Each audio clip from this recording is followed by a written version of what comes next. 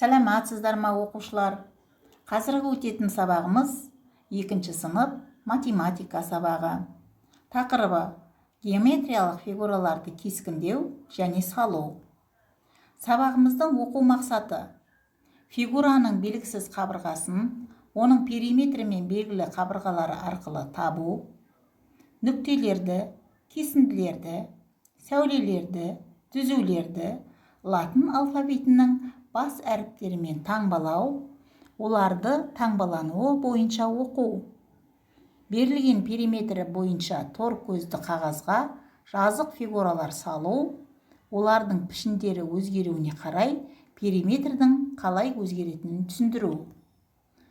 Сабақтың бағалау критерийі: периметрі белгілі болған жағдайда ұзындықты таба алады, берілген өлшемдер бойынша фигураларды салады, латын алфавитінің бас әріптерімен таңбалап оқи алады. Периметрдің берілген мәндері бойынша торлы қағазда жазық фигураларды құрады, фигураның формасының өзгеруіне қарай периметрдің қалай өзгеретінін түсінеді. Енді өткен сабақты есімізге түсірейік. Ол үшін мына видеоны көрейік. Аға, не өлшеп отырсыз? Гүлегілген ағаш отырғызылған учаскелерге қоршау салу үшін олардың периметрін есептеп отырмын. Периметр деген не?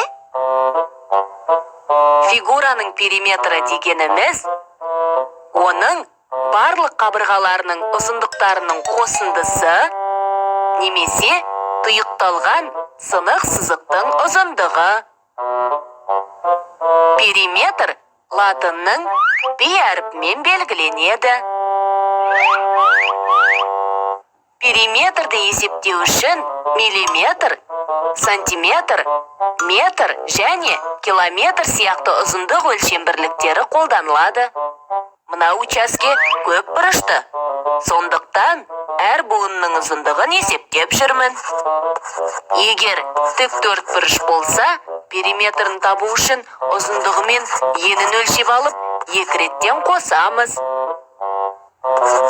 Ал шаршының периметрін табу үшін бір қабырғасын өлшеу жеткілікті.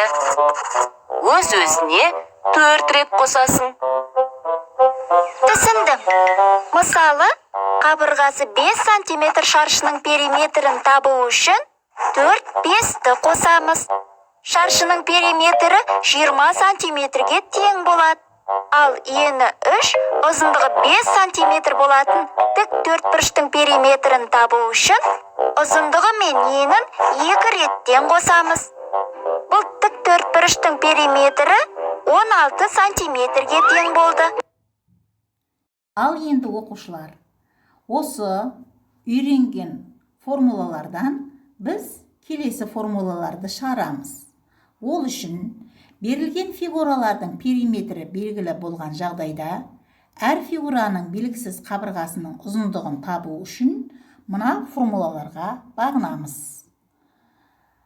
Үшбұрыштың белгісіз қабырғасын табу үшін периметрден белгілі 2 қабырғасының ұзындығын азайтамыз. Немесе үшбұрыштың белгісіз қабырғасын табу үшін белгілі 2 қабырғасының қосындысын периметрден азайтамыз. Ал төртбұрыш бойынша белгісіз қабырғаны табу үшін периметрден белгілі 3 қабырғасын азайтамыз. Ал келесі белгісіз қабырғасын табу үшін периметрден белгілі 3 қабырғасының қосындысын азайтамыз. Осы формулаларды пайдалана отырып, тапсырмалар орындайық. Берілген фигуралардың периметрі 47 сантиметрге тең, әр фигураның белгісіз қабырғасының ұзындығын анықта. Бізде 3 бұрыш және 4 бұрыш берілген. Осы фигураларға қарай отырып, біздің бұл тапсырмаларды орындауда үйренетініміз үшбұрыштың белгісіз қабырғасының ұзындығын анықтау, төртбұрыштың белгісіз қабырғасының ұзындығын анықтау.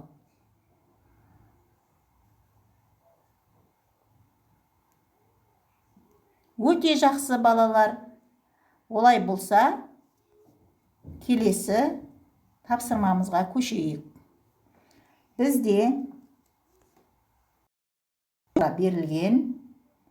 Енді осы фигураларды латын әріптерінің бас әріптерімен белгілейміз. Ол үшін әрбір төбесіне латын әріптерінің бас әріптерін қойып шығамыз.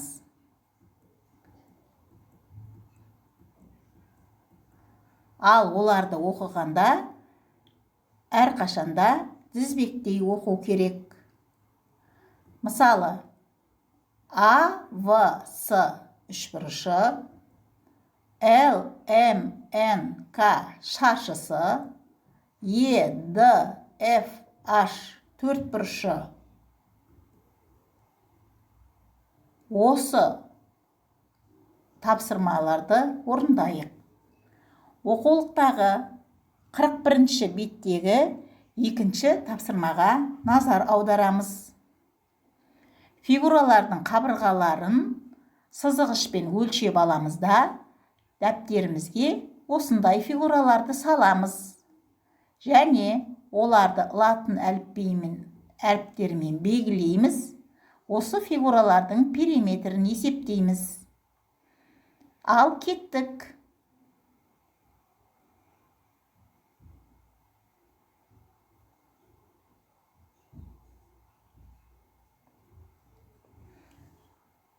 Өте жақсы балалар.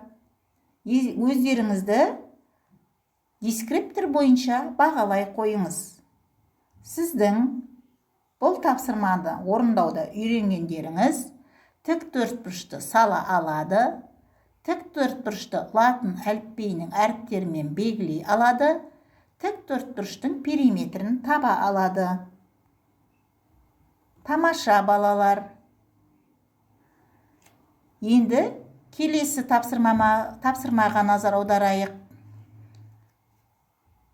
Фигураның қабырғаларының ұзындығын қанша есе арттырса, немесе қанша есе кемітсе, оның периметрі де сонша есе артады, немесе сонша есе кемейді.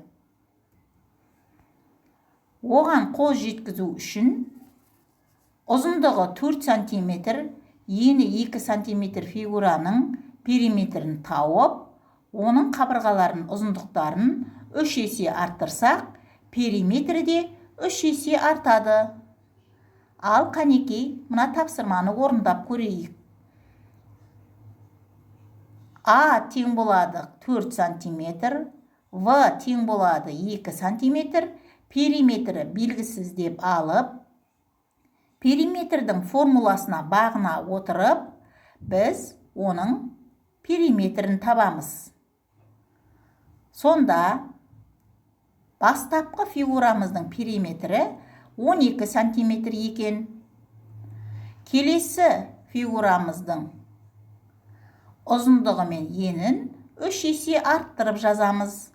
А тең болады 12 см, В тең болады 6 см, ал периметрі белгісіз.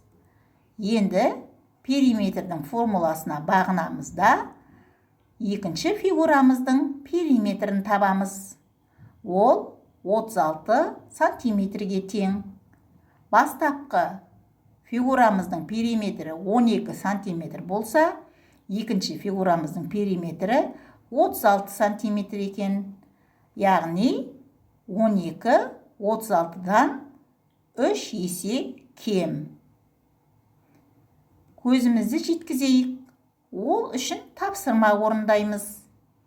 Периметрі 16 сантиметр болатын шаршысыз, шаршының қабырғаларын ұзындығын 2 есе арттыр, екінші шаршының периметрін тап, екі шаршының периметрлерін салыстыр, периметрдің өзгеру себебін түсіндір.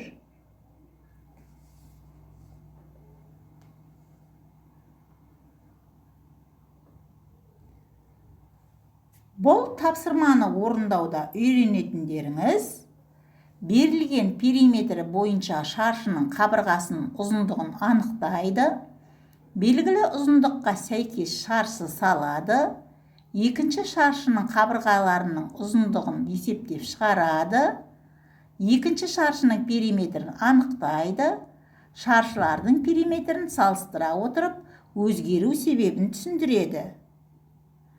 Осы дискриптор бойынша өзіңізді бағалаңыз.